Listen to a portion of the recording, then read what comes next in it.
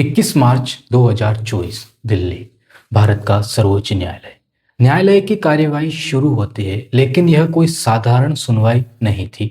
यह उस कानून की पहली न्यायिक परीक्षा थी जिसने मुख्य चुनाव आयुक्त की नियुक्ति का तरीका बदल दिया था। जब हमारी टीम ने 21 मार्च 2024 की सर्वोच्च न्यायालय की आधिकारिक कार्यवाही को पंक्ति दर पंक्ति पढ़ा, तो एक महत्वपूर्ण तथ्य सामने निकल के आया। इस दिन न्यायमूर्ति संजीव खन्ना और न्यायमूर्ति दीपांकर दत्ता की पीठ के सामने people's union for civil liberties PUCL बनाम भारत संघ यानी रीट याचिका सिविल संख्या 191/2024 की सुनवाई हुई। याचिकाकर्ताओं की ओर से वरिष्ठ अधिवक्ता संजय पारिक ने पक्ष रखा, जबकि केंद्र सरकार की ओर से अधिवक्ता पहले से ही उपस्थित थे। यहाँ अदालत ने कोई अंतिम फैसला नहीं दिया, लेकिन जो आदेश दिया उसने आगे की पूरी संवैधानिक बहस की नींव रख दी। सुप्रीम कोर्ट ने केंद्र सरकार को नोटिस जारी किया। सरकार को 6 सप्ताह के भीतर जवाबी शपथ पत्र दाखिल करने का समय दिया गया और याचिकाकर्ताओं को उसके बाद प्रत्युत्तर शपथ पत्र दाखिल करने की अनुमति दी गई। साथ ही इस याचिका को रीट याचिका संख्या 14/2024 और अन्य संबंधित मामलों के साथ जोड़ दिया गया।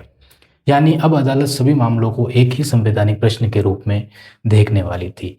ब्रिटिश न्यायविद एवी डाइसी ने अपनी प्रसिद्ध पुस्तक introduction to the study of the law of the constitution में लिखा था, कानून का शासन तभी तक संभव है जब हर सार्वजनिक शक्ति कानून के अधीन हो। यही सिद्धांत भारतीय संविधान की आत्मा भी है। यही कारण है कि जब किसी कानून की संवैधानिक वैधता पर प्रश्न उठता है तो अंतिम निर्णय संसद नहीं करती, अंतिम निर्णय सर्वोच्च न्यायालय करता है। जब हमारी टीम ने इस कार्यवाही के साथ अनुच्छेद 32 को भी पढ़ा तो हमें एक बात समझ में आई। याचिकाकर्ता सीधे सर्वोच्च न्यायालय इसलिए पहुंचे क्योंकि अनुच्छेद 32 नागरिकों को यह अधिकार देता है कि यदि उन्हें लगे कि संविधान का उल्लंघन हो रहा है तो वे सीधे सर्वोच्च न्यायालय का दरवाजा खटखटा सकते हैं।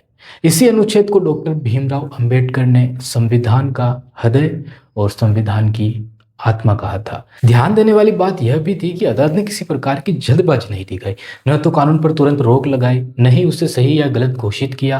पहले सरकार का पक्ष मांगा गया, फिर सभी याचिकाओं को एक साथ सुनने का निर्णय लिया गया।